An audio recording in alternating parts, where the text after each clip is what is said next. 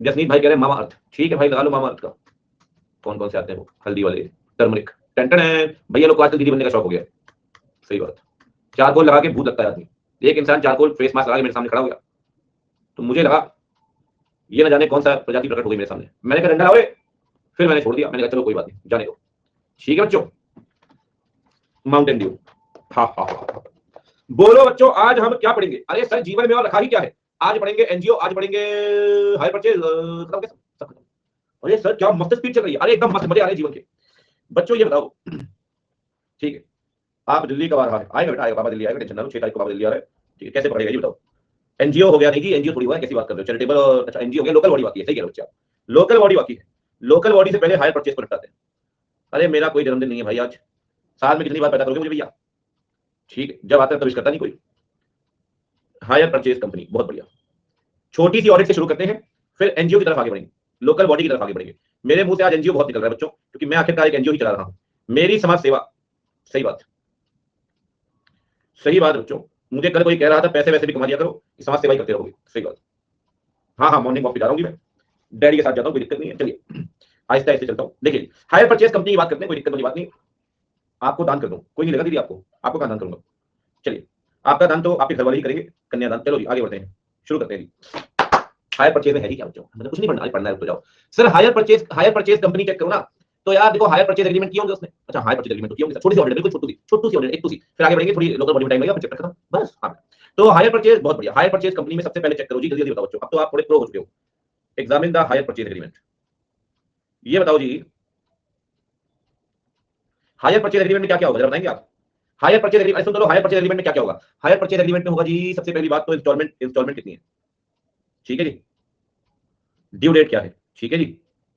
Number of installments, ठीक है जी। Instalment में प्रिंसिपल कंपोनेंट कितना है, इंटरेस्ट कंपोनेंट कितना है, पता है ना बच्चे? Principal and interest component, basic सी ऑडिट है छोटी सी। प्रिंसिपल एंड इंटरेस्ट कंपोनेंट बहुत बढ़िया। अच्छा और क्या चेक करें सर, और कुछ चेक करें? ये चेक करो कमेंसमेंट डेट लिखी होगी हायर परचेज एग्रीमेंट की, कमेंसमेंट डेट, कब हायर परचेज शुरू हुई है, ठीक है। और क्या चेक करें? ये चेक करो हायर परचेज प्राइस कितना है। अच्छा अच्छा, और क्या चेक करें? और चेक करो उसका मार्केट में कैश प्राइस कितना है, मार्केट में उसका कैश प्राइस कितना है, अगर आज नगद में लेते हैं तो कितने की पड़ेगी। ये तो तीन चेक कर लो जी। अच्छा ये चीजें चेक कर ले। हाँ जी, इंस्टॉलमेंट कितनी है, कितना अमाउंट है, कितनी ड्यू, क्या ड्यू डेट कब है, कितनी इंस्टॉलमेंट है, प्रिंसिपल इंटरेस्ट कंपोनेंट कितना है, कमेंसमेंट डेट कब है, hire purchase price, cash price in the market. और क्या चेक करें भाई? एक बात बताऊं आपको, हायर परचेज एग्रीमेंट जो होता है ना, ये राइटिंग में होना चाहिए, मैंडेटरी है as per hire purchase act 1972। कौन सा act sir? Hire purchase act 1972। Higher purchase agreement writing में होना चाहिए, मैंडेटरी है। वो कह रहा है वो एक्ट भी है कोई, सेल ऑफ गुड्स एक्ट में नहीं पढ़ा फाउंडेशन में, किसी ने मुझसे पढ़ा तो मैंने बताया होगा आपको कि हायर परचेज को लेकर हायर परचेज एक्ट 1972 लगता है। ठीक है जी, गुस्से में ये कहा था मोटा भाई। देखो जी, ensure that hire purchase agreement, hire purchase agreement must be in writing. कोई दिक्कत नहीं बच्चों, कोई दिक्कत नहीं बच्चों, must be written and signed by the parties. Oral agreement नहीं चल सकता, पता है आपको? ओरल हायर परचेज एग्रीमेंट नहीं चलेगा। सेल कर सकता है, हायर परचेज का नहीं चलेगा, oral agreement is not allowed. ठीक है, हाँ हाँ छोटा सा ये बेटा, टेंशन ना लो। सर और बताओ? अरे भैया हायर परचेज में दोगे तो देखोगे ना इंटरेस्ट बराबर, इंस्टॉलमेंट बराबर मिल रही है या नहीं, किसने पैसे आ रही है नहीं। ये बताओ जो हायर परचेज में देता है उसे क्या बोलते हैं? जो पार्टी हायर परचेज में गुड्स देगी उसे क्या बोलेंगे? Hire vendor. इतना बताओगा, हायर वेंडर, हायर वेंडर। और जो खरीदेगा उसे क्या बोलोगे? Hire purchaser. क्या बोलेंगे? Hire purchaser. मैं कोई हायर परचेज में नहीं जा रहा हूं, वो अपने आप में 20 मिनट का डिस्कशन है, उसे हमें नहीं करना, हम बेसिक ऑडिट पढ़ रहे हैं। ठीक है, हायर परचेज कई बार पढ़ लेते हैं आप। ठीक है जी, तो तीसरी बात चेक करो भैया, क्या चेक करेगी कि पैसा टाइमली आ रहा है या नहीं। इंश्योर दैट द, बचपन से पढ़ रहे हैं, सही बात, मैडम ने पढ़ा है, as for hire purchase ensure that receives are regular. ठीक है जी, और क्या ही रखा है जीवन में?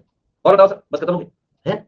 इतनी सी ऑडिट है? हाँ इतनी सी है। हाँ हाँ, अरे एक पॉइंट और रुक तो जाओ, बस इतनी सी। हाँ बेटा, अरे बच्चों जीवन में, अरे रुक तो जाओ, जीवन में और रखा ही क्या है बच्चों? जीवन में और रखा ही क्या है बच्चों? जीवन में और रखा ही क्या है बच्चों? जीवन में और रखा ही क्या है बच्चों? जीवन में और रखा ही क्या है बच्चों?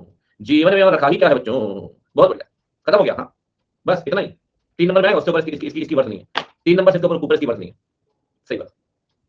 देखो जी, अगर हायर परचेज में एसेट दोगे, लिख सकते हो यार, नंबर मिलेंगे नहीं भाई, लिख सकते हो, ठीक है। हायर परचेज में एसेट दोगे तो सामने वाला हायर परचेजर आपको इंस्टॉलमेंट देगा ना यार, टाइमली नहीं देगा तो आप ऐसे को एक्वायर कर लोगे, आप ऐसे को एक्वायर कर लोगे। ठीक है, एक चीज और लिख सकते हैं यहाँ पे, किस चीज को लेकर हायर परचेज किया, goods to which agreement is related.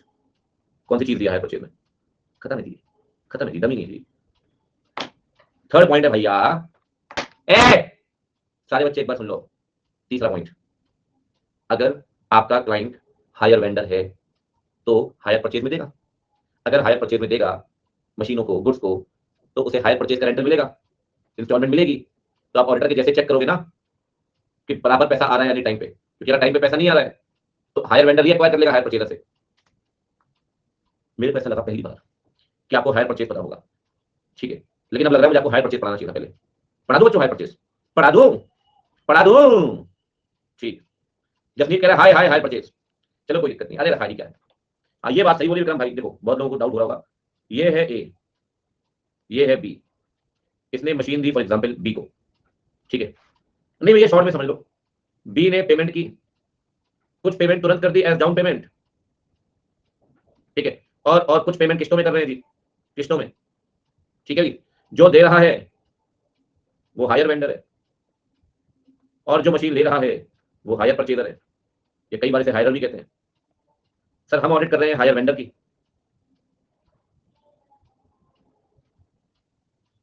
अगर आपने मशीन किराए में दी है तो टाइमली बराबर पेमेंट आ रही होगी ना आपको, काय को फूल माला चढ़ा रहे हो है? अभी तक तो फाउंडेशन वाले पे चढ़ा रहे थे, अब इंटर वालों पे चढ़ानी शुरू कर दिया आपने।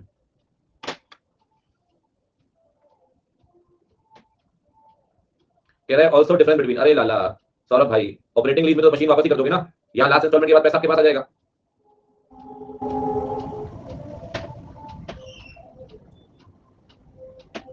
कह रहे हैं फाइनेंसिंग लीज और हायर परचेज सेम है।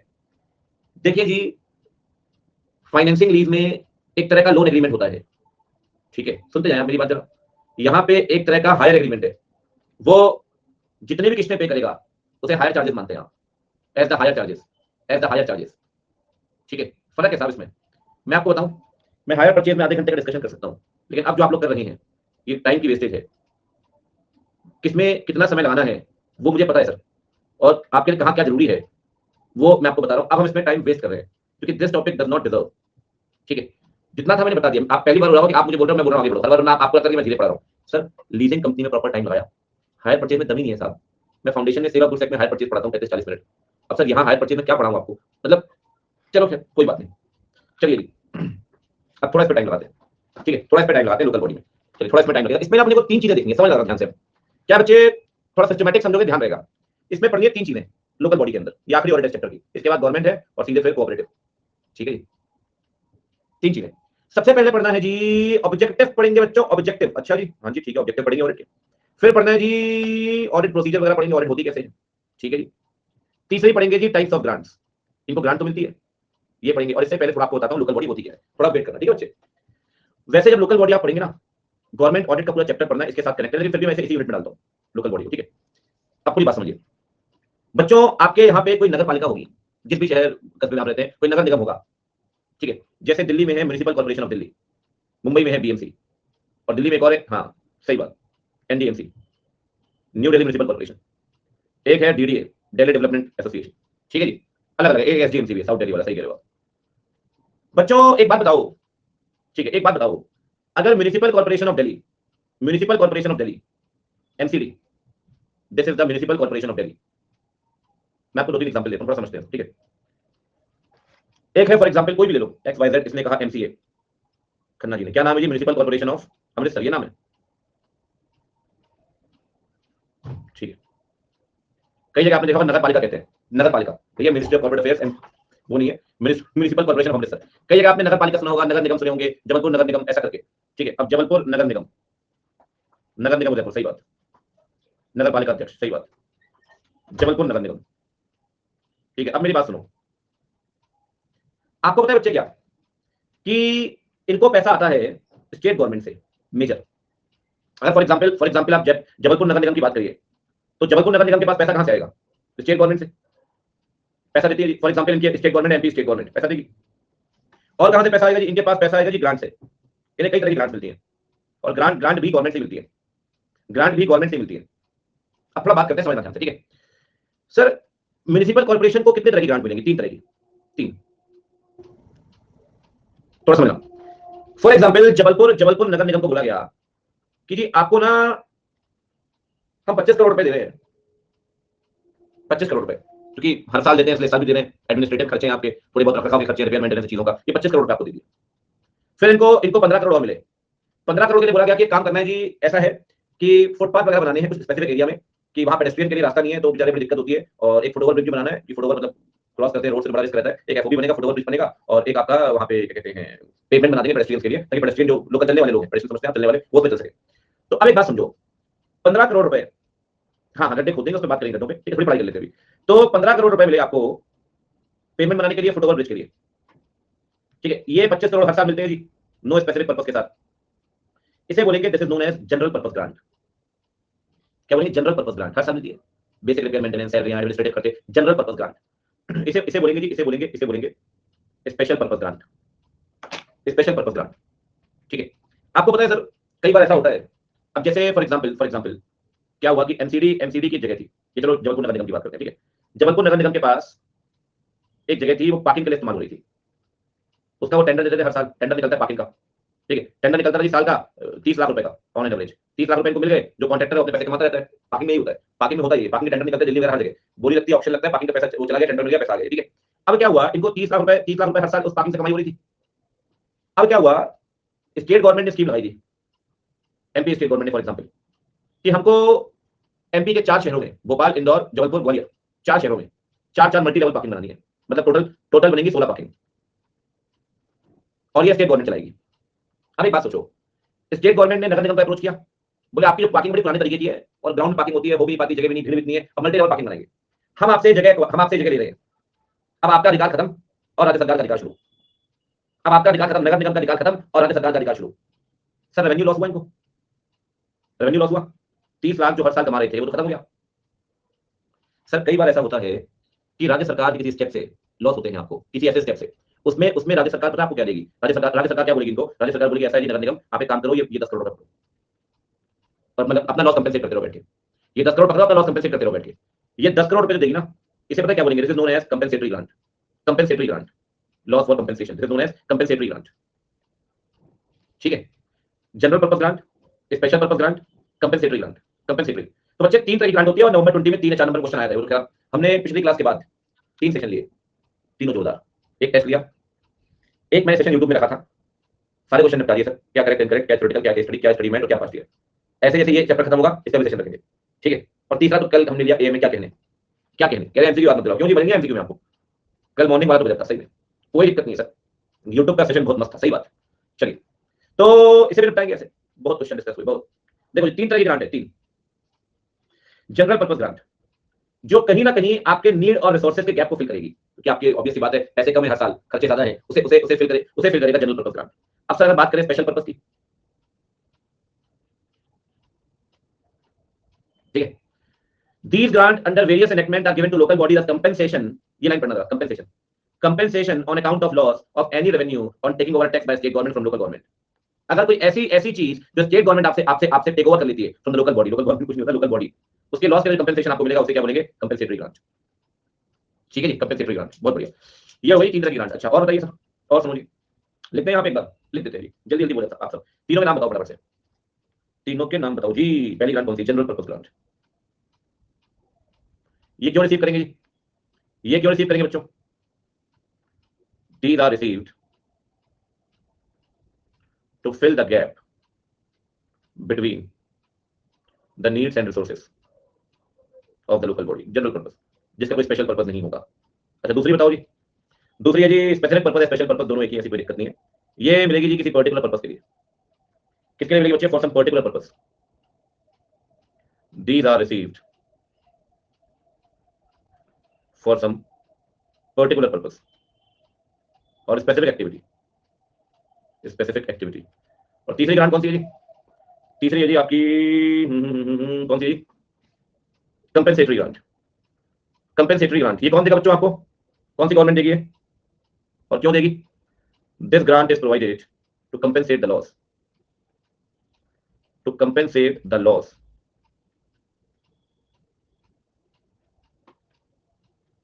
of revenue due to takeover of some activity by the state government। ठीक है जी, अब बताओ जी, यहां नंबर कहां दोगे आप?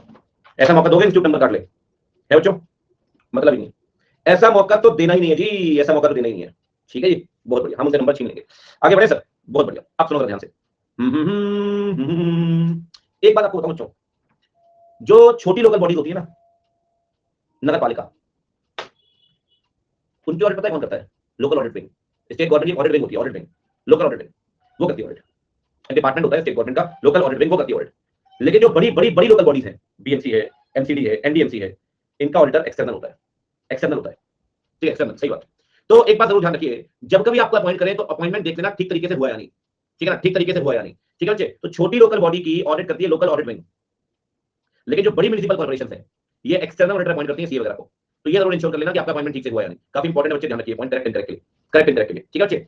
छोटी छोटी म्युनिसिपल कॉर्पोरेशन की ऑडिट कौन करेगा? लोकल ऑडिट विंग, विंग मतलब होता है डिपार्टमेंट, ठीक है, लोकल ऑडिट विंग। और जो बड़ी कॉर्पोरेशन होती हैं बड़ी, उनकी ऑडिट करते हैं एक्सटर्नल ऑडिटर्स, ठीक है। अच्छा अब सुनो जी, सर एक बात बताओ, ऑब्जेक्टिव क्या है? अरे मैं आपसे पूछता हूं यार, किसी भी ऑडिट का ऑब्जेक्टिव क्या है? किसी भी ऑडिट का ऑब्जेक्टिव क्या है? किसी भी ऑडिट का, तब देखते जाना, बहुत सिंपल। क्या लॉ का कंप्लायंस हुआ है? ठीक है। क्या क्या फाइनेंशियल स्टेटमेंट प्रॉपर्ली प्रेजेंट किए गए हैं? क्या फाइनेंशियल इंटरनल फाइनेंशियल कंट्रोल ठीक ठाक है? क्या जो पैसा खर्च किया गया है वो रीजनेबल है? और सेकेंडरी ऑब्जेक्टिव, क्या कोई फ्रॉड एरर है क्या? ये तो हर ऑडिट का ऑब्जेक्टिव है, ये तो हर ऑडिट का ऑब्जेक्टिव है। क्या फाइनेंशियल स्टेटमेंट प्रॉपर्ली प्रेजेंट किए गए हैं? क्या फाइनेंशियल कंट्रोल सही है? एक बात बताओ, बड़े खर्चे भी, लोअर लेवल सुपरवाइजरी लेवल का एम्प्लॉय कर रहा है, बड़े खर्चे भी, क्या फाइनेंशियल कंट्रोल स्ट्रांग बनेंगे आप? क्या कैश को लेकर प्रॉपर सेफगार्डिंग नहीं है? क्या फाइनेंशियल कंट्रोल स्ट्रांग बनेंगे आप? क्या कैश की कस्टडी किसी भी पर्सन के पास है? क्या फाइनेंशियल कंट्रोल वीक स्ट्रांग बनेंगे आप? लॉ का कंप्लायंस चेक तो करनी है सर, और अपनी खुद की पॉलिसी होती है एडमिनिस्ट्रेटिव, खुद के रूल्स होते हैं अपनी एंटिटी के, वो जो पैसा खर्च किया गया वो सही जगह किया गया है वो, और कहीं कोई फ्रॉड एरर तो नहीं हुआ, ये सेकेंडरी ऑब्जेक्टिव होता है। मैंने आपको फर्स्ट क्लास से पढ़ाया, शायद आपको याद हो। एडहेरेंस का मतलब होता है कंप्लायंस, माना है क्या? एडहेरेंस मींस कंप्लायंस, ठीक है। अब मेरी बात सुनो, ऑडिट प्रोसीजर में एक पॉइंट तो ये आ जाएगा, ठीक है जी। इन्होंने क्या मजे लिए हैं, पांचों पॉइंट को जोड़ दिया, और एक सुन तो लो, पांचों पॉइंट को जोड़ दिया और एक पॉइंट तैयार कर लिया। ला ला ला ला ला ला ला ला ला ला ला ला। वाह बेटे वाह, मौज कर दी। अरे बच्चों, इनकी तो नब्ज नब्ज से वाकिफ हो गए हम, इनकी तो नब्ज से वाकिफ हो गए, ऐसी कोई दिक्कत नहीं है। कहां जाओगे बच्चे? सही बात बच्चों, जीवन में और रखा ही क्या है। चलो जी, सही बात, वही ऑब्जेक्टिव चिपका दिया, कोई दिक्कत नहीं। पांचों पॉइंट जल्दी बोलेंगे सारे बच्चों, अभी पढ़ेंगे पांचों पॉइंट। देखो पांच पॉइंट कौन कौन से, सुनो पांच पॉइंट। हाँ हाँ, पांच पॉइंट। पहला, क्या फाइनेंशियल स्टेटमेंट प्रेजेंट किए गए हैं प्रॉपर्ली? दूसरा, क्या फाइनेंशियल कंट्रोल ठीक है? तीसरा, क्या लॉ माना गया है? चौथा, क्या जो खर्चा किया गया वैल्यू रिसीव्ड है, वैल्यू रिसीव्ड। और पांचवा क्या बच्चे? हाँ, क्या कोई फ्रॉड एरर है क्या?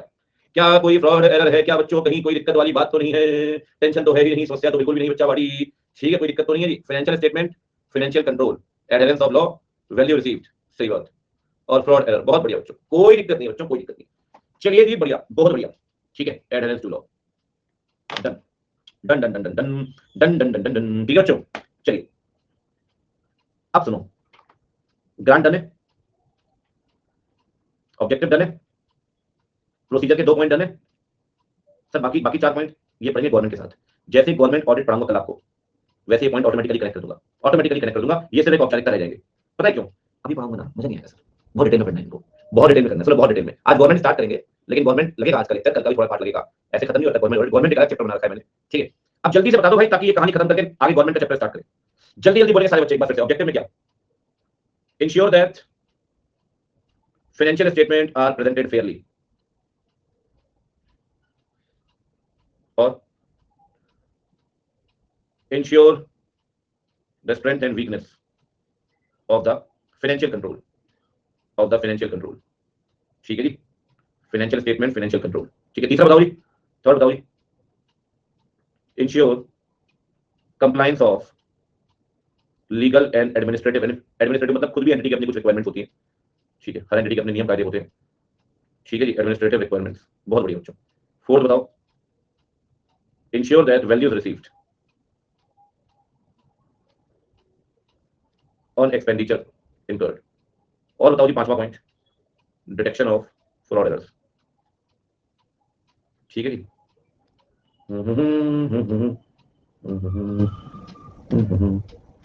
ठीक है बच्चों, बहुत बढ़िया, बहुत ही बढ़िया बच्चा भाई। अब ये तो हो गया टर्न की कहानी, ठीक है जी। अब ये बताओ प्रोसीजर दो पॉइंट कौन से, जल्दी बताओ। बिगर म्युनिसिपल कॉर्पोरेशन की ऑडिट कौन करेगा? अपॉइंटमेंट कौन करेगा? बिगर म्युनिसिपल कॉर्पोरेशन की ऑडिट कौन करेगा? बताओ जी। ऑडिट करेगा जी एक्सटर्नल ऑडिटर, बहुत बढ़िया, एक्सटर्नल। और जो छोटे मोटे हैं, चंगू मंगू टैक्स, जो बिगर म्युनिसिपल कॉर्पोरेशन हैं, ठीक है, और अदरवाइज, छोटे मत लिख देना, अदरवाइज लिख सकते हो, ऐसी कोई दिक्कत नहीं है। बिगर वाले में एक्सटर्नल ऑडिटर, बुरा मान जाए कहीं बेचारा, पूरी छोटी जगह से एग्जामिनर, खैर स्मॉल चंगू मंगू। अदरवाइज बताओ, otherwise, otherwise local audit wing of the state government. ठीक है जी, बहुत बढ़िया जी, मजे आ गए जी, मजे आ गए, मजे आ गए बच्चों, जीवन के आगे ना आने ही चाहिए। अब ये बताओ जी दूसरा पॉइंट, होमवर्क आपके लिए 5 को जोड़ के लिख देना, बाकी 4 को बताएं। तेरे सेम है ऑब्जेक्टिव, लिखना पड़ेगा घर पे। आओ जी, आज भाई, ठीक है बच्चों, बच्चों लड्डू पेड़े खाओ बैठ के, लड्डू पेड़े खाओ बच्चों, लड्डू पेड़े। सर लड्डू पेड़े क्यों खाएं? लड्डू पेड़े इसलिए खाओ क्योंकि ये चैप्टर अब समाप्त हो चुका है। वाह, इस चैप्टर को मैंने 3 पार्ट में बांटा था, पहला पार्ट खत्म हो गया, सबसे लेंदी, बहुत बढ़िया। आज हम फिर क्या पढ़ेंगे सर? आज हम पढ़ेंगे गवर्नमेंट ऑडिट। ये क्या बोल रहे हो? वो कि बच्चा कह रहा है सर बैंक ऑडिट भी खत्म करवा दो भैया। ये क्या है, बात सफेद हो गई, देखो आज देखिए, देखिए कुछ बात सफेद, यहाँ देखो, यहाँ देख रहे हैं, देखो यहाँ भी कुछ बात सफेद देखने थोड़ी बहुत, पढ़ाते पढ़ाते बात सफेद हो गई बच्चों। हर चीज की अपनी सीक्वेंस है, आपको लगता नहीं होगा कि थोड़ा सरल तरीके से बता देते हैं, लेकिन हर किस्म की हर चीज की सीक्वेंस है, उस सीक्वेंस को डिस्टर्ब नहीं करना है। ठीक है, जब आप बैंक ऑडिट पढ़ेंगे ना, यू विल फील कि मैंने आखिरी में क्यों पढ़ाया। मैं तो सब कुछ खत्म करवा देता हूँ, स्टैंडर्ड वगैरह सब, और आखिरी में पढ़ाता हूँ बैंक ऑडिट और ऑटोमेटेड एनवायरनमेंट, क्योंकि स्टैंडर्ड वगैरह सबका जिक्र आता है उसमें, सबका जिक्र आता है। तो एक सीरीज बच्चे, उस सीरीज में चलते हैं, मजा तो आएगी, मजा तो आनी है। ठीक है, मेरी सीरीज थोड़ी उल्टी है, क्या होता है देखो मैं बताता हूँ, होता क्या है सही मायने में। ऑडिट के 3 पार्ट है, ठीक है, प्लानिंग, परफॉर्मेंस और कंक्लूजन। मैं पहले पढ़ाता हूँ ये चल रहा है, फाइनेंशियल स्टेटमेंट यही है, वेरियस एंटिटी सब यही है, फिर पढ़ाऊंगा ये, इसके बाद पढ़ेंगे ऑडिट रिपोर्ट। जब ये कर लोगे ना, जब पता होगा कि ऑडिट में है क्या, तभी तो प्लानिंग करोगे ऑडिट की। सही बात है दीपांशु, जब पता होगा करना क्या है, तभी तो लाला प्लान बनेगा। आता है कुछ है नहीं, प्लान बनाने पड़ेगा, बोले आओ बच्चे प्लानिंग करेंगे, बोले आज पढ़ेंगे प्लानिंग का एडवांटेज, बच्चा हाँ हाँ एडवांटेज एडवांटेज, हाँ हाँ एडवांटेज एडवांटेज, बोले आता क्या है डेगा बनी। सही बात, कोई दिक्कत नहीं, इसी बात पे जल्द किया जाए, कोई दिक्कत नहीं बच्चों। ये चैप्टर ना पढ़ने में बड़े आसान लगेंगे आपको, सारे आसान है, थोड़ा लो पूरी टाइप है। ठीक है, स्टार्टिंग के चैप्टर से, लेकिन असली मजा तो इसमें आता है, सीखने लायक बात इसमें। अगर आप डांस करते हो, यूट्यूब में बड़ा कमी रहता हूं मैं एक्टिव, लेकिन बच्चा मेरा कह रहा है संगीत डाल रहा हूं, डांस लिखा हुआ है ऑटोमेटेड, मेरे बड़ा सर्च कर ले बच्चे डांस को। भाई साहब ओपन कंपटीशन है, मेरे इतना डांस कर लो आप एक बार में, फिर क्या 4 घंटे और 5 घंटे। चलिए, आपके नाम पे एक मीम चैनल बना है पूरा, अरे पूछो मत भाई, भेजना मुझे भी लिंक, मैं भी देखूंगा क्या मीम चैनल है। बोलो बच्चों आज हम क्या पढ़ेंगे, क्या पढ़ेंगे? देखो मैं आपको कुछ भी पढ़ाऊं इसमें, सबसे पहले दो तीन बातें स्पष्ट कर देता हूं। ठीक है, थोड़ा शांति से बैठिएगा अभी स्टार्टिंग में। ठीक है, मैंने इस चैप्टर को अलग रखा है सर, ये वेरियस एंटिटी से पार्ट है, लेकिन मैंने इसे अलग रखा है क्योंकि इंस्टीट्यूट ने पूरी खिचड़ी पढ़ाई है, इंस्टीट्यूट ने खिचड़ी पढ़ाई है, इसकी कोई सीमा नहीं है। हमें पढ़नी है यहाँ कुल मिला के 3-4 बातें। सबसे पहले पढ़ेंगे डेफिनेशन, ठीक है, सुनते जाना ध्यान से बच्चे, बहुत शांति से, मैं समझ दूंगा बच्चे। डेफिनेशन ऑफ गवर्नमेंट ऑडिट, ठीक है जी। फिर बात करेंगे सीएनडीजी की, सीएनडीजी के राइट्स भी पढ़ेंगे, सीएनडीजी के ड्यूटीज भी पढ़ेंगे, ठीक है जी। फिर बात करेंगे टाइप्स ऑफ गवर्नमेंट ऑडिट की, ठीक है जी। और फिर बात करेंगे टाइप्स ऑफ एंटरप्राइज की। जब भी आप फ्रेश पेज से गवर्नमेंट ऑडिट को शुरू करना, जब भी आप नोट करेंगे, ठीक है, तो वहां पे ना स्टार्टिंग में ना ये 4 चीज जरूर लिख देना। क्लैरिटी रहेगी पढ़ना क्या है, क्लैरिटी रहेगी पढ़ना क्या है, ठीक है। रिवाइज करने टाइम क्लैरिटी रहेगी, अपन ने एक चीज टिक कर लिया, तो भाई पहली बात होगी, ठीक है। कुछ कुछ पढ़ना, काफी कुछ पढ़ना है, हाँ हाँ, टाइम लगेगा ऐसा नहीं है, ठीक है, थोड़ा ढंग से पढ़ना पड़ेगा, जल्दी पढ़ानी है। अब सुनिए मेरी बात ध्यान से, मैं कुछ भी पढ़ाऊं उससे पहले थोड़ा बेस पढ़ाऊंगा आपको गवर्नमेंट के बारे में, ठीक है। गवर्नमेंट ऑडिट का थोड़ा सा बेस पढ़ाऊंगा आपको, कुछ चीजें बताऊंगा वो समझना, उसके बाद सारी बातें शुरू करेंगे, डेफिनेशन और ये सब दुनिया की बात। देखो बच्चे होता क्या है सही मायने में, राइट्स एंड ड्यूटी सब पढ़ेंगे, टेंशन ना लो, कोई ना पसर गए हम, पसर जाओ, ठीक है। देखो अरे मजे ही मजे हैं जीवन में विक्रम, टेंशन क्या है। देखो अब होता क्या है बच्चे, 2 चीजें होती है, अब समझना बहुत ध्यान से। 2 चीजें, एक होती है सर अकाउंट्स ऑफ गवर्नमेंट, ठीक है जी। एक होते हैं अकाउंट्स ऑफ गवर्नमेंट कंपनी। लोगों को ये फर्क नहीं पता कि इन दोनों में बड़ा फर्क है सर, इन दोनों में बड़ा फर्क है सर। गवर्नमेंट कंपनी की बात जब तक आएगी बच्चे, तो गवर्नमेंट कंपनी में लगता है कंपनी एक्ट, गवर्नमेंट कंपनी में लगता है जी कंपनी एक्ट, ठीक है जी। अब जब गवर्नमेंट गवर्नमेंट कंपनी की बात आएगी, तो बात कंपनी एक्ट क्या आती है, क्लियर कट लिखा है जी कि CNDG will appoint a CA plus COP, और वही ऑडिट करेगा, एक सीए को अपॉइंट करेगा और वही ऑडिट करेगा sir, he will audit the accounts of government company, ठीक है। 143 सबसेक्शन 5 के अंदर ये लिखा हुआ है, इसमें मेरे हिसाब से कोई संदेह नहीं होना चाहिए, ठीक है। अब एक बात और सुनो, अब एक बात और सुनो, आपको पता है सर गवर्नमेंट के अपने अकाउंट्स हैं, कभी आप सोचें कि जो इनकम टैक्स जमा होता है कहां जमा होता है सर?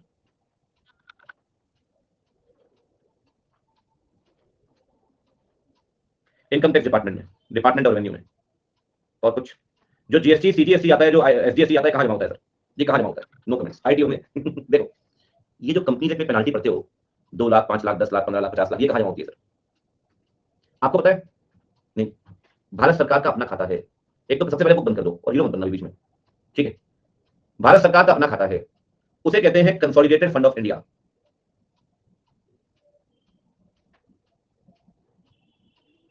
फिर बुक पता ही नहीं पड़ी कहाँ है। Consolidated fund of India, consolidated fund of India, आप सुनो ध्यान से, राज्य सरकार का अपना खाता है, कंसोलिडेटेड फंड ऑफ स्टेट, जैसे यूपी का है तो CF UP, CF MP, CF Rajasthan, CF Punjab, CF Haryana. CF का मतलब क्या है? Consolidated fund. आप देख रहे हैं जो ट्रेंड को देखते हुए इस तरह क्वेश्चन आना बड़ी नॉर्मल सी बात है। अब तीसरा होता है सर यूनियन टेरिटरी, इसका भी है सर, हाँ जी, consolidated fund of Andaman and Nicobar island. ठीक है जी, एक बात ध्यान रखना सर, युगांडा भेजो आपको, युगांडा में भी, ठीक है, 7 तारीख युगांडा भेज दूंगा बेटा, उसके बाद वापस आओगे ना जब, तो जीवन भर के लिए होनोरल भेज दूंगा आपको, ठीक है। हाँ चलिए, तो consolidated fund of India, consolidated fund of state, ठीक है। एक भैया युगांडा गए हैं, भैया इस बारे में चर्चा ना छेड़ो करण, ठीक है, मैं यहाँ की बात नहीं करता, सारी बातों में सब कुछ पता है मुझे भी, किसी दिन पढ़ते बोलूंगा, अपनी टेंशन ना लो, अभी चर्चा करेंगे बीच में, ठीक है, 2 minute. Consolidated fund of UP, ठीक है। चलो सर, क्या होता है कि इनके अकाउंट्स को बनाती तो राज्य सरकार है, भारत सरकार है, ठीक है। इनका प्रिपरेशन इनकी रिस्पेक्टिव गवर्नमेंट करती है, इनका प्रिपरेशन इनकी रिस्पेक्टिव गवर्नमेंट करती है, प्रिपरेशन बाय सीजी। आपको शायद पता नहीं होगा, जैसे एएस होते हैं एएस, ऐसे ही जीएएस भी होते हैं, government accounting standard, GaAs, gas, government accounting standard, खास गवर्नमेंट के लिए। विशाल भाई तो अपन थोड़ी लगा देंगे, बोले आओ अपनी कंपनी में गैस लगाते हैं, बोले अच्छा ही, बोले अकाउंटिंग ट्रीटमेंट कैसे बोलना, कहने के लिए बहुत महंगी है गैस, आओ धंधा चालू करते हैं यहीं पर, सिलेंडर आप बजट टांग लो, ठीक है, नंदन जी ढोलक टांग लेंगे, वो बजाएंगे फिर आप नाचना। तो preparation bye CG, preparation by state government, preparation bye UP. अब मेरी बात समझना बच्चों, क्या होता है, ये प्रिपेयर करके ना इनको पूरी तरीके तो आते नहीं, इसीलिए ये देते हैं सीएनडीजी को, समझना ध्यान से। सीएनडीजी इन अकाउंट्स को कंपाइल करता है, मतलब रिस्पेक्टिव अकाउंट्स को कंपाइल करता है। कंपाइल मतलब सर ऐसा तो है नहीं कि एक बुक होगी उसमें सारे स्टेट के अकाउंट्स होंगे, ऐसा तो होगा नहीं कि एक बुक होगी और उसमें सारे भारत के अकाउंट्स होंगे। सर अलग अलग बुक्स, अलग अलग सिस्टम्स, अलग अलग अकाउंट्स, अलग अलग चीजें, इनका कंपाइलेशन करेगा सीएनडीजी, कंपाइलेशन। और कंपाइलेशन करने के बाद, सुनना, कंपाइलेशन करने के बाद इन अकाउंट्स को सबमिट कर देगा और फिर इनकी ऑडिट करेगा। किसको सबमिट करता है सर? ये सबमिट करेगा, थोड़ा स्पेस निकाल देता हूं, जैसे कंपाइलेशन किया। एक बात ध्यान रखना लखन भाई, थोड़ा कंट्रोल करो मुझे, क्या भी पढ़ा रहा हूं, जल्दी करना नहीं चाहता किसी को, वरना 2 मिनट लगेंगे, ठीक है, सबको समझा रहा हूं, अभी पढ़ो। Compilation of accounts by CNDG, CNDG sir, CNDG इन अकाउंट्स को कंपाइल भी करता है, इन अकाउंट्स की ऑडिट भी करता है। अकाउंट्स को कंपाइल भी करेगा और ऑडिट भी करेगा। सर कंपाइलेशन अलग चीज है, ऑडिट अलग चीज है। कंपाइलेशन मतलब क्या होता है, जैसे आपके फादर का बिजनेस है, उन्होंने अलग अलग बुक्स बनाई कि भाई लेजर अलग है, ये अलग है जी, वो अलग है। अब उसमें क्या होता है, उनका किसी अकाउंटिंग फर्म के पास गए, उन्होंने कहा जी ये हमारा भाई खाता है, वो कंपाइल करके प्रॉपर एक पीएनएल बैलेंस शीट बनाएगा, वो कंपाइलेशन है। तो यही कंपाइलेशन सीएनडीजी करता है गवर्नमेंट अकाउंट्स के लिए। और ध्यान रखना, सुनो, कंपाइलेशन करने के बाद उसकी ऑडिट भी सीएनडीजी करता है, ऑडिट भी सीएनडीजी करता है, ठीक है। कंपाइलेशन भी वही करेगा, ऑडिट भी वही करेगा, दोनों ही काम वही करता है, ठीक है। अब आप बोलोगे सर इंडिपेंडेंस तो इसमें है नहीं भैया, वो सीएनडीजी है। एक नॉर्मल व्यक्ति इसको इंडिपेंडेंस की जरूरत है, ठीक है ना जी। अकाउंट्स को कंपाइल करना उसका काम है, अकाउंट्स कंपाइल करेगा और अकाउंट्स बना कर देगा, ठीक है। अब सुनो ध्यान से, क्या करेगा जी, अकाउंट्स बनाए, अकाउंट्स कंपाइल करने के बाद सबमिट कर देगा। किसको सबमिट करेगा सर, बता दो। कंसोलिडेटेड फंड ऑफ इंडिया के अकाउंट्स भारत के राष्ट्रपति को,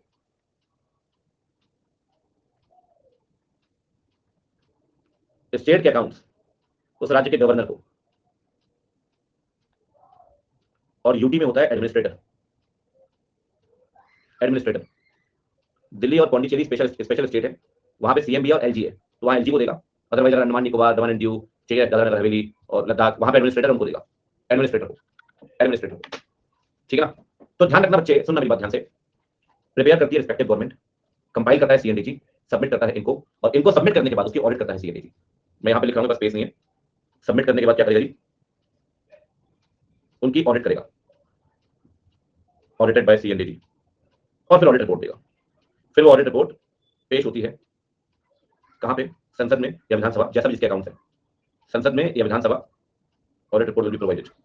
अगर इंडिया के हैं और यूटी के तो संसद में, ठीक है, और अगर स्टेट के हैं तो विधानसभा, लेजिस्लेटिव असेंबली में, ठीक है ना, वो संसद में। यूटी के एडमिनिस्ट्रेटर में भारत सरकार अपॉइंट करती है, यूटी में चलाती भारत सरकार है, यूटी को चलाती भारत सरकार है।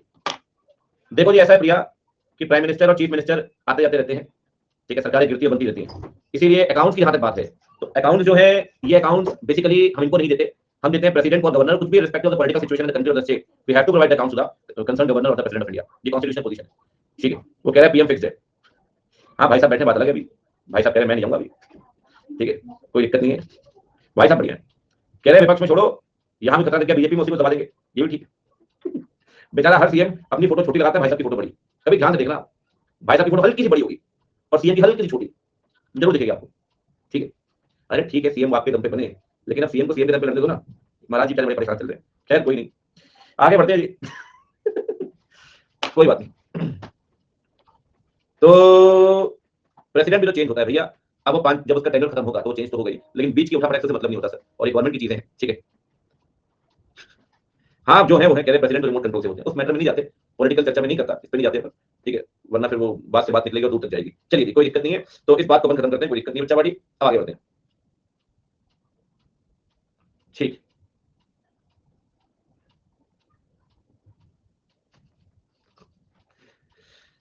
पहले तो पीएम भी कंट्रोल वाले थे, लो भैया ये लो नेले पे दला।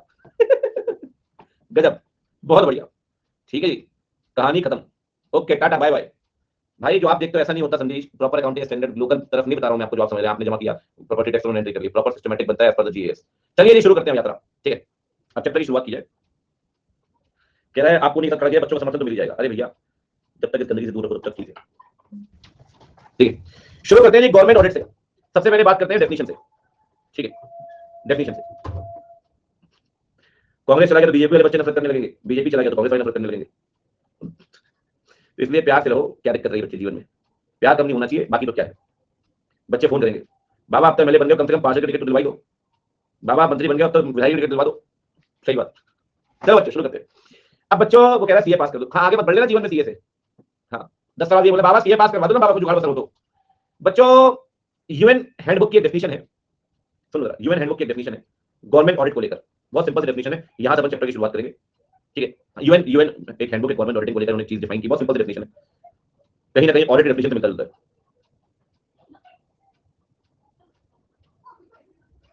रोहन भाई ऐसा है, होती ना 8+ का लाइव बैच नहीं कर रहे होते आप। ठीक है, चलो बेटा पढ़ाई में लगाओ।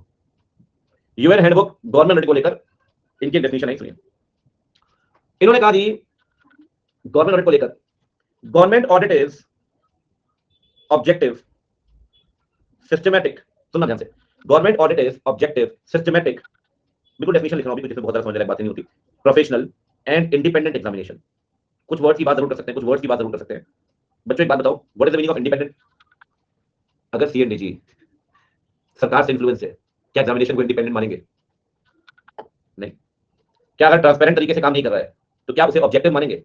नहीं। अब सीएनडीजी बनाती तो सरकार ही है, अपॉइंट तो सरकार ही करती है, तो इंडिया में ऑब्जेक्टिव और इंडिपेंडेंट एग्जामिनेशन हो पाना तो बड़ा मुश्किल है। ठीक है, लेकिन फिर भी कोई बात नहीं। तो objective systematic professional and independent examination, CNDG को अपॉइंट करता है, आगे पढ़ेंगे, प्रेसिडेंट ऑफ इंडिया। सुन लो ना, सीएनडीजी को अपॉइंट करता है प्रेसिडेंट ऑफ इंडिया। अब जो प्रेसिडेंट होता है वो तो सरकार ही बनाती है एक तरीके से, जो मतलब वोटिंग होती है, लेकिन सरकार जो होती है इन बार, अब जैसे इन्होंने बनाया रामनाथ कोविंद को, उससे पहले उनका नाम कोई जानता नहीं था, तो रामनाथ कोविंद को थोड़ी पता है सीएनडीजी कौन बनेगा, वो तो मोदी जी ने फोन किया ऐसा है कि ये जाना चाहिए जी सरकार, जैसा आप बोलिए। ठीक है भाई और बहनों, अरे आपका रोज का हो गया भैया, बोलो उनको नमस्ते। नमस्ते। अरे हाँ ले आओ, पूरे खाना खा लिया आपने? और परफ्यूम लगा क्या हुआ? क्यों? चाचू का? अच्छा, कौन सा परफ्यूम था? ब्लैक वाला। ब्लैक वाला, अच्छा। बच्चे मुझे पढ़ाई करते हो नहीं करते हो आप? मैडम मेकअप पढ़ाई करती है। मेकअप पढ़ाई करती है, और स्कूल कल से खुल रहे हैं? नहीं, स्कूल खुल रहे हैं। स्कूल जाना है आपने? नहीं जाना? तो मतलब कह स्कूल जाना है आपको? अच्छा अच्छा, जाना पड़ेगा स्कूल आपको। अच्छा, वो टीचर आ भी आपके नीचे पढ़ा रही है? अच्छा, पार्टी में कैसे डाल दिया आपने?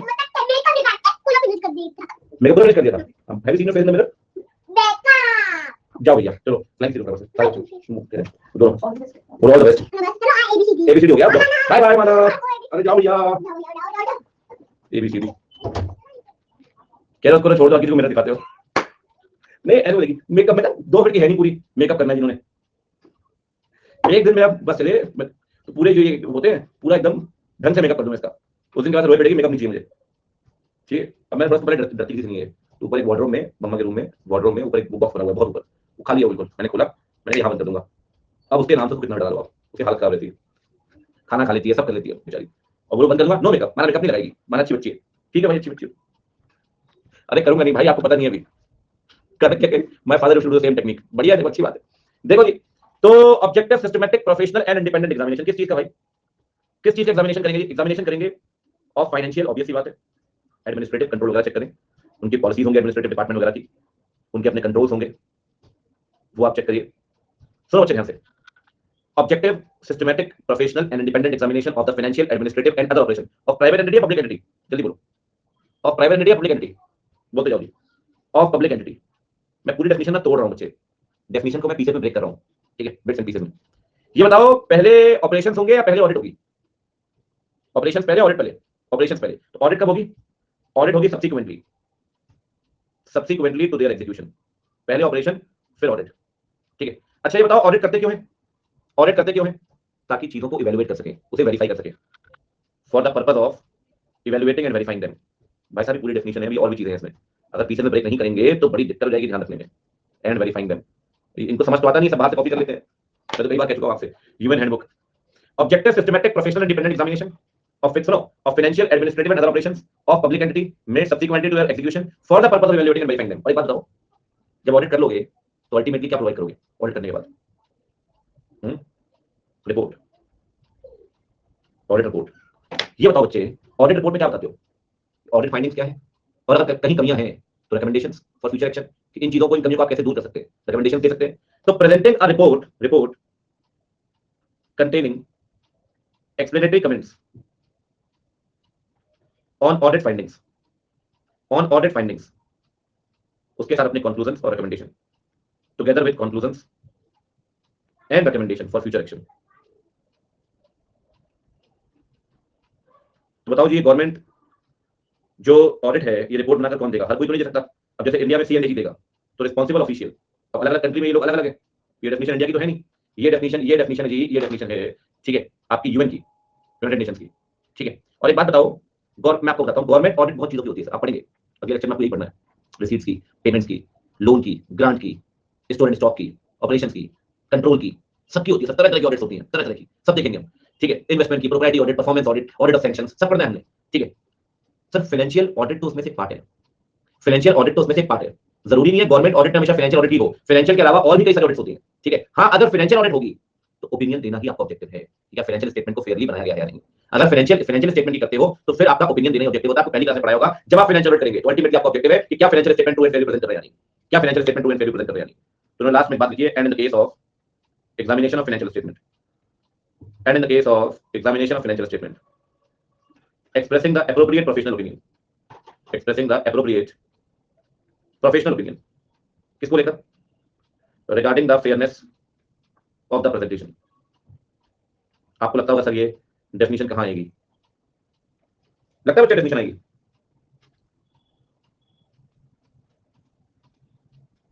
जुलाई किस में आई थी? सीधी। उससे पहले वालों से पूछा, उससे पहले वालों से पूछा, बच्चे कहां आएगी जुलाई की, कहां आएगी? मैंने पढ़ने में आ जाएगी आप पूरी डेफिनेशन। अभी देखो बिल्कुल तरीके से आप भी कर लेंगे, थोड़ा शांतिपूर्वक बैठना भी, ठीक है, शांतिपूर्वक बैठना भी। Objective, systematic and professional and independent examination of financial, administrative and other operations of public entity. तीन बातें, objective, systematic, professional and independent examination of financial, administrative and other operations of public entity. तीन बातें कब? Made subsequently to execution, made subsequently to execution for the purpose of evaluating and verifying them and presenting a report containing definitive statement about the conclusion and the recommendation of future actions. तीन बातें ध्यान रखिए, subsequently to execution, purpose of evaluating them and presenting report, 3-3-6 by responsible official and in the case of examination of financial statement expressing the opinion regarding the presentation of financial statement। आठ बातें, 3-3 के बीच में, 3-3 और 2 में बात करें तो ध्यान रहेगा, 3-3 और 2 में ध्यान रखने का सिंपल तरीका आपको बता रहा हूं, 3+3+2 objective, systematic, professional, independent examination of किसका बच्चे? Financial, administrative and other operations of public entity. तीन बातें। अगली तीन बातें क्या है बच्चे? अगली तीन बातें क्या है? नेक्स्ट तीन बातें बताओ जरा। नेक्स्ट तीन, made subsequently to their execution, subsequently to their execution, subsequently to their execution for the purpose of evaluating them by presenting a report by the responsible official and regarding the fairness of the financial statement in the case of financial audit. ठीक है बच्चे, देखो भागोगे तो कभी ध्यान नहीं रहेगी, और पीछे पढ़ के ध्यान रख लोगे। मैं पहली बार कोई चीज आपको याद करवा रहा हूं, क्योंकि ऑप्शन नहीं है सर, ऑप्शन नहीं है, समझो। जितना भागोगे आना तो फिर भी आ सकता है, आना तो फिर भी आ सकता है। जुलाई के बाद एक निकल गया दिसंबर केस, ठीक है जी, हाँ, तो आने तो फिर भी आ सकता है। और आपको मैंने क्वेश्चन दिखाया, कई बार दो बैक टू बैक में दो क्वेश्चन आए, और एक बार नहीं हुआ, कई बार हुआ है, इस चैप्टर में भी हुआ है, ठीक है। तो ये बात सोच के चलिए कि आ सकता है कभी कुछ भी। मैं नहीं कहता इंपॉर्टेंट, लेकिन आगे तो बनना चाहिए यार, आगे तो बनना चाहिए। एक बार जब इसे अगली क्लास में आओ, उससे पहले इसे एक बार पढ़ लेना। Appropriate professional opinion regarding the fairness of the presentation, ठीक है जी, वॉल पर चिपका देंगे लिखकर, बहुत बढ़िया। चलिए जी आगे बढ़े। ये है जी सबसे पहले डेफिनेशन, डेफिनेशन के साथ एक चीज और है, वो है ऑब्जेक्टिव्स। अभी आपने अगर ध्यान दिया हो तो अभी हमने थोड़ी देर पहले लोकल बॉडी के ऑब्जेक्टिव पढ़े थे, ध्यान दिया बच्चे आपने? थोड़ी देर पहले लोकल बॉडी के ऑब्जेक्टिव्स पढ़े थे, थोड़ी देर पहले लोकल बॉडी के बताएंगे जरा 5। फाइनेंशियल स्टेटमेंट का presentation, financial control, compliance of law, fraud error, value received, 5। ठीक है, अब यहाँ तीन बातें, सिंपल 3। सबसे पहले चेक करिए क्या गवर्नमेंट अकाउंट्स में प्रॉपर अकाउंटिंग हुई है या नहीं, पब्लिक के पैसे की क्या प्रॉपर अकाउंटिंग हुई है या नहीं, बहुत सिंपल है सर। दूसरी बात चेक करिए क्या गवर्नमेंट की पॉलिसीज मानी गई है या नहीं, गवर्नमेंट की पॉलिसीज मानी गई है या नहीं। और तीसरी बात चेक करिए अगर कहीं गड़बड़ी थी तो ऑब्वियस सी बात है आप वहां पर करेक्टिव एक्शन ले रहे हैं या नहीं, या करेक्टिव एक्शन के लिए रेकमेंड कर रहे हैं या नहीं। 3 बातें।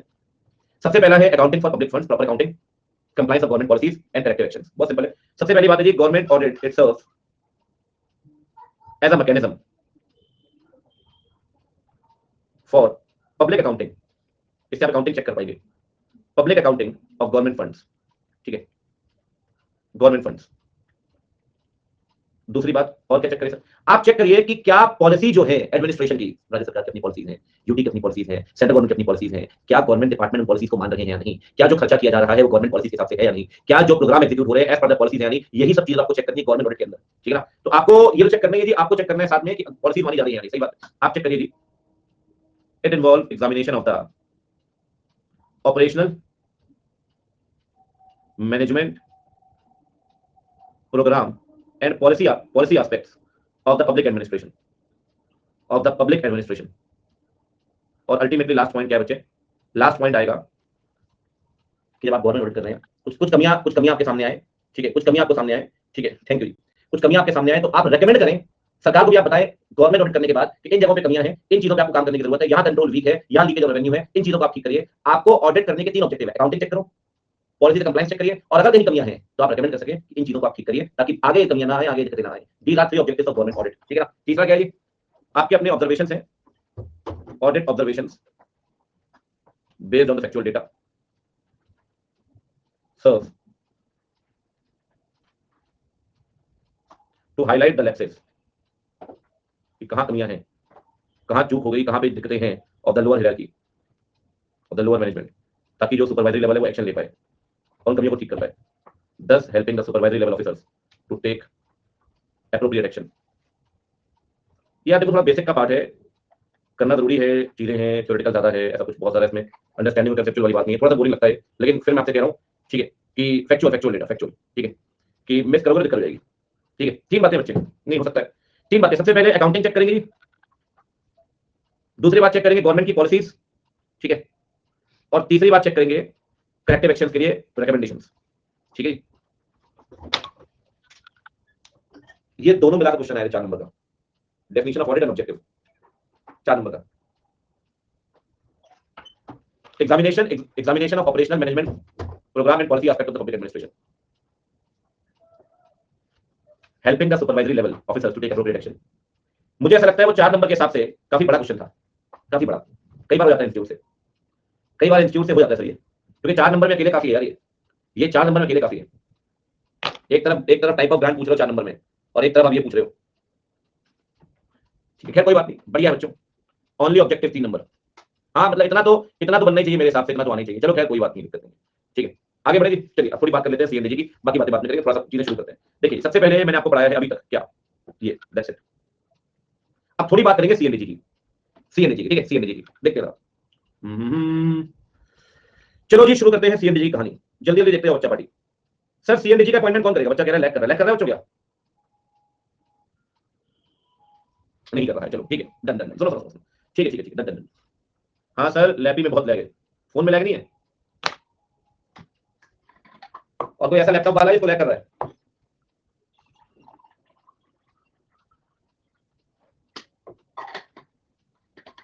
महीने के आखिरी दिन ना सारे एजुकेटर लगे घंटे निपटाने में, निपटाए जाओ।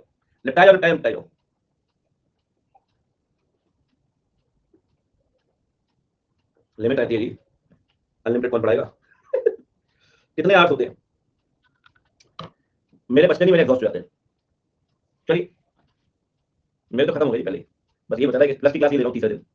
मिनिमम नहीं है, सबके अपने अलग अलग एग्रीमेंट है, किसी एजुकेटर का 80 घंटे, किसी का 90 घंटे, किसी का 120, किसी का 140, किसी का 160, किसी का 180, सबका अपना अलग अलग है, और उसके हिसाब से रेमुनरेशन भी है। मेरा है जी 180 नहीं है यार, मेरा ना 180 नहीं है भाई, मेरा 140 घंटे 140। मेरा 120 था, फिर बाद में फाइनल जब मैं लेना शुरू किया तो 140 करवा दिया। ये बता कि फाइनल शुरू करेंगे आज से, 4-6 महीने बैठ लिया नहीं था, थोड़ा यहाँ एंगेज हुए, ठीक है 140 है।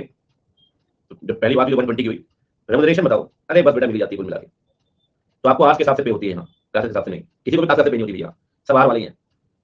किसी का आर में लेकिन वेरिएशन बहुत जबरदस्त है, मतलब educator to educator basis, educator to educator basis बहुत वेरिएशन है सर, बहुत वेरिएशन।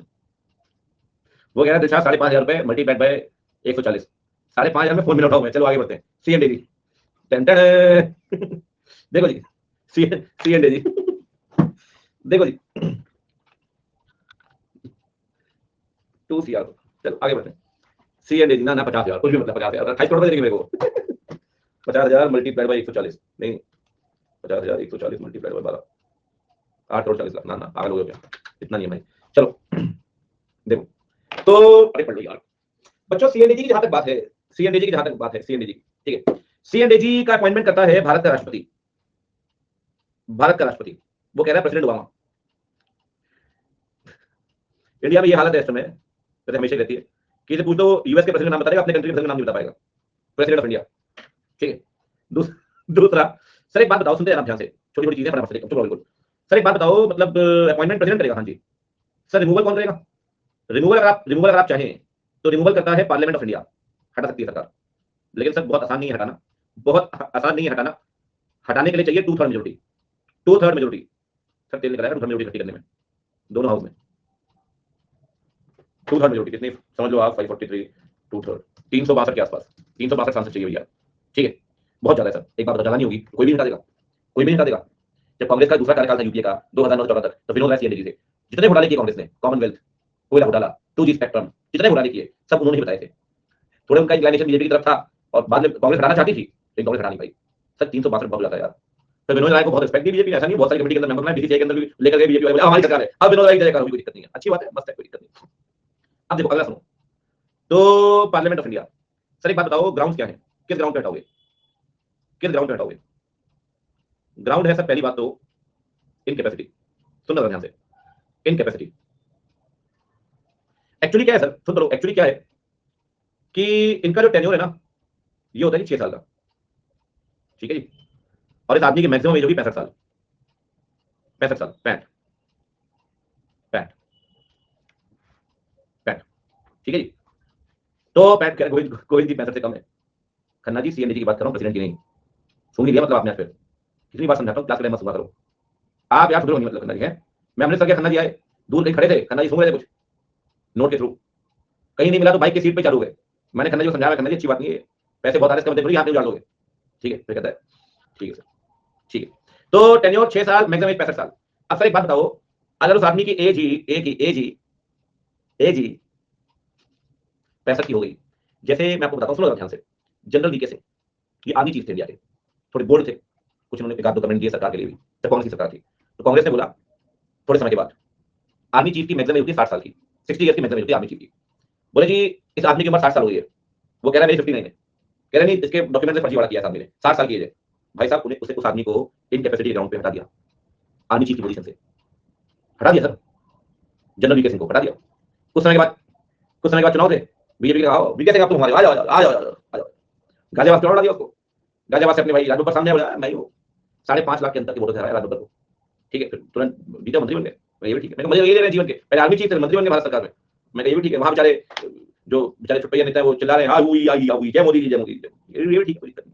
तो 6 साल 65 साल, तो बच्चों इन कैपेसिटी के ग्राउंड पे उनको हटा दिया गया, उनको हटा दिया गया इन कैपेसिटी के ग्राउंड पे, ठीक है, गलत किया कांग्रेस ने।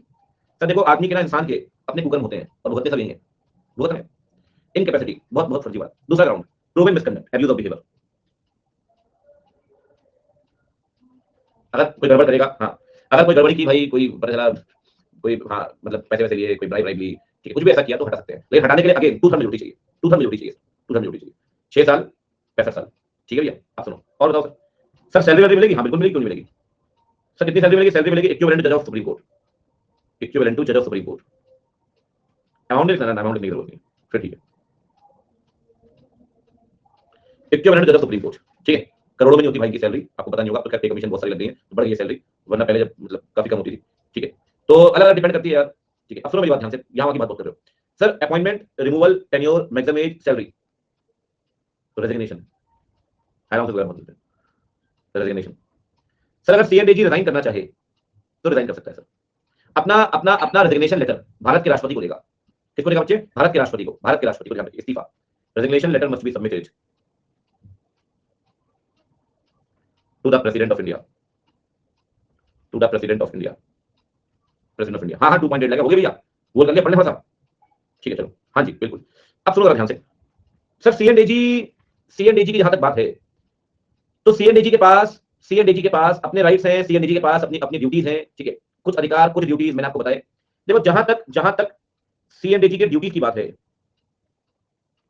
मैं आपको 2-3 बातें बताता हूं। प्लीज चुप रहना, चैट बंद कर दो, अदरवाइज शांति से पढ़ना भी पूरे 15 मिनट है। एक तरफ मैं लिखता हूं यहाँ पे ड्यूटीज ही डिस्कस कर पाएंगे आज। एक ही तरफ 2 चार्ट बनाना, एक तो जब नोटिस करोगे अलग चार्ट बनाना बेसिक का, ठीक है, बेसिक इन्फो का, और एक राइट ड्यूटीज का अलग चार्ट बना देना। ठीक है, चार्ट ही चार्ट में खत्म हो जाएगा, चैप्टर पे दिक्कत नहीं है। राइट्स एंड ड्यूटीज, ठीक है जी। पहले बात करते हैं ड्यूटीज की। अब तक थोड़ी चीजें स्टार्ट होनी है, तो बेसिक पढ़ रहे थे चैप्टर में, मेन तो कल पढ़ोगे, टाइप्स ऑफ गवर्नमेंट, मेन तो वही है। सर ड्यूटीज की जहां तक बात है, थोड़ी देर पहले मैंने आपको बोला कि बच्चे अकाउंट्स को कंपाइल कौन करेगा? बताओ। अकाउंट्स को कंपाइल करेगा सीएनडीजी, अकाउंट्स को कंपाइल करेगा सीएनडीजी, अकाउंट्स को कंपाइल करेगा सीएनडीजी टू कंपाइल द अकाउंट्स। ठीक है जी, ये बताओ कौन से अकाउंट्स, किसके अकाउंट्स कंपाइल करेगा? अकाउंट्स कंपाइल करेगा सेंटर के, यूनियन के, स्टेट के और यूटी के। ठीक है बच्चे, एक बात बताओ, अकाउंट्स कंपाइल करने के बाद और क्या करेगा? सर अकाउंट्स कंपाइल करने के बाद टू सबमिट द अकाउंट्स, याद है, to submit the compiled accounts. जल्दी बताओ बच्चे, किसको किसको सबमिट करेगा? यूनियन के जो अकाउंट्स हैं सेंटर के, ये देगा प्रेसिडेंट ऑफ इंडिया को। ठीक है जी। दूसरा बताओ, स्टेट के अकाउंट किसको देगा जी?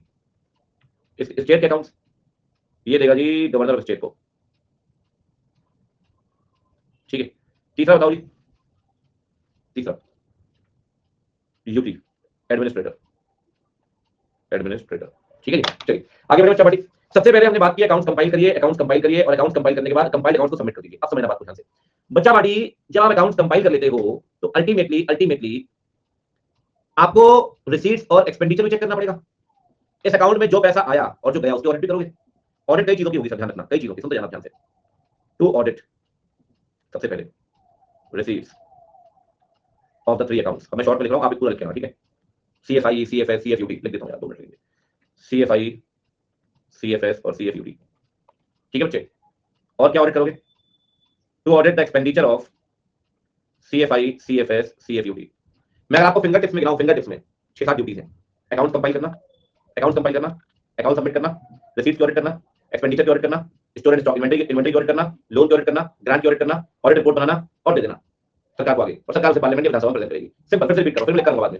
अकाउंट कंपाइल करना, अकाउंट को सबमिट करना, ऑडिट करना, एक तो इनकम की, एक मतलब रिसीट्स की, एक पेमेंट की, एक स्टोर एंड स्टॉक की, लोन्स की और ग्रांट की, ऑडिट रिपोर्ट बनाना, ऑडिट रिपोर्ट सबमिट करना। सर 5 चीजों की ऑडिट होगी, 5 चीजों की, 5 receipts, expenditure, loan, grant, store and stock, 5 receipts, expenditure, loan, grant, store and stock, 5 चीजों की, स्टोर एंड स्टॉक।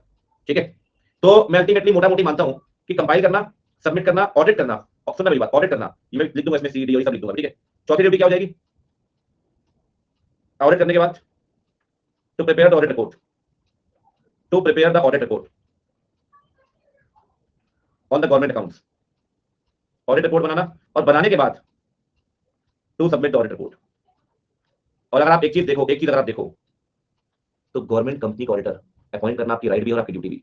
सीएनडीजी का राइट भी और उसकी ड्यूटी भी है, सीएनडीजी का राइट भी और उसकी ड्यूटी भी है to appoint the auditor in the case of government company, in the case of government company.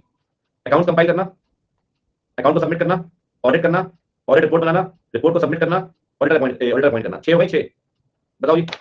Account compile करना, अकाउंट सबमिट करना, ऑडिट करना, रिपोर्ट बनाना, रिपोर्ट देना, ऑडिटर अपॉइंट करना in the case of government company. 6।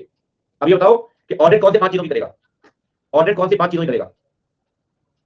Receipts की और expenditure की और लोन की और ग्रांट की और स्टोर एंड स्टॉक की, स्टोर एंड स्टॉक की। ठीक है, चलो एक बार समझा। कहता है सर रिसीट और एक्सपेंडिचर चेक करेंगे आप, इनका तो करना ही है। एक नया पॉइंट बता रहा हूं, सिंपल है सर, आखिरी में सब कुछ फिंगर टिप हो जाएगा। इनका तो करना ही है।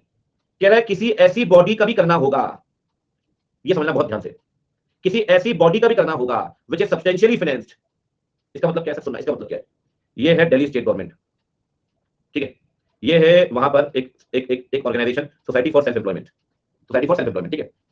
फॉर एग्जाम्पल बच्चों, इनकी टोटल एक्सपेंडिचर है 2 करोड़ का, ठीक है, इस सोसाइटी का। इनको दिल्ली दिल्ली स्टेट गवर्नमेंट से ग्रांट मिलती है 1,80,00,000 की। कितने परसेंट हो गया? 90%। 90%। सुनना ध्यान से, पॉइंट को समझना, बस एक ही पॉइंट समझने लगा इसमें।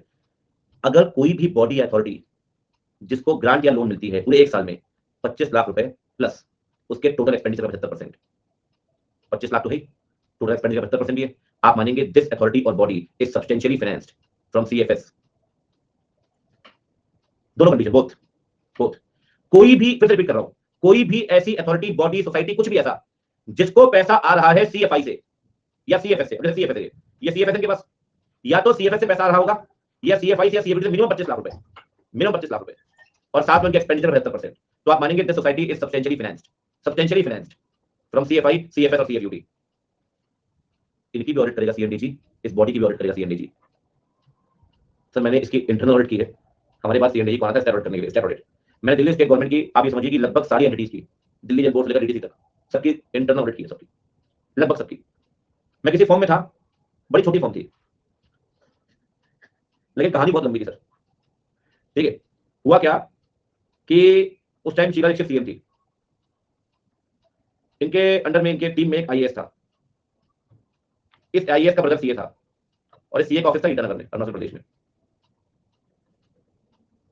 तो आईएएस ने बोला कि तू एक ब्रांच दिल्ली में भी खोल दे, काम दिलाने की जिम्मेदारी मेरी। सर शीला दीक्षित के साथ था वो, दिल्ली सरकार कितनी ऑडिट होती है सब हमारी फॉर्म के पास, सॉरी मेरे पास तो वर्किंग पेपर पड़े, सब पड़े हैं, किसी को भी दे दूंगा ना तो मुझे प्रेस कॉन्फ्रेंस तो कराई देंगे बैठ के, साथ में खुद भी आ जाएंगे, आम आदमी बीजेपी, देखो कांग्रेस का नाम है, अपने अपने आईएएस के भाई को दे दी सारी ऑडिट। तो सबकी ऑडिट की है, सबकी, डीडीसी, दिल्ली जेल बोर्ड और ये और वो, दुनिया की सारी कहानियां। कभी बताऊंगा आपसे, जो आज हमने क्या शुरू किया है, बहुत संघर्ष होता है सब गवर्नमेंट ऑडिट में, ठीक है, बहुत संघर्ष, इस बारे में मुझसे कल पूछना, आपको बताऊंगा। अरे मिला वहां तो भैया कहानी अलग है, ठीक है, ठीक है जी। टू ऑडिट रिसीव ऑफ ये, और यहां लिख देता हूं, to audit receipt and expenditure of any body which is substantially financed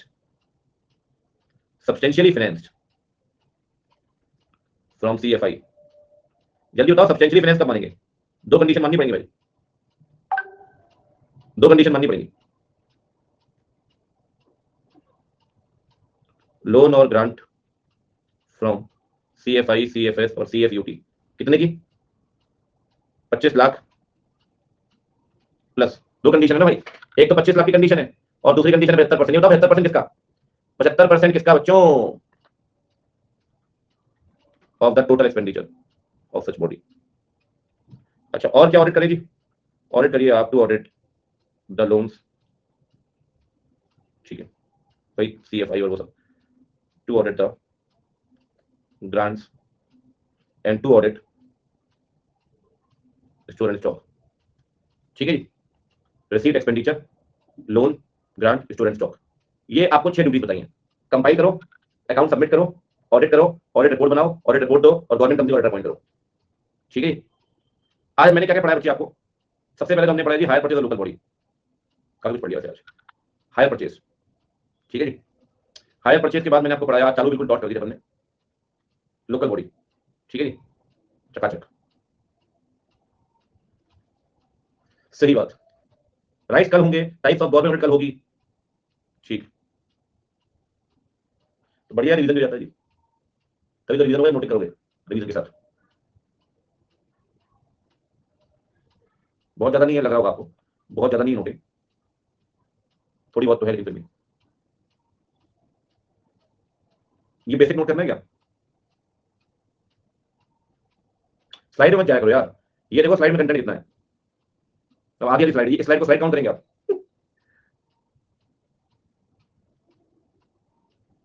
ये इसको काउंट कर सकते हो स्लाइड, एक बात को फिर भी कंपनी ऑडिट दिख करना पड़ी, सही कह लो।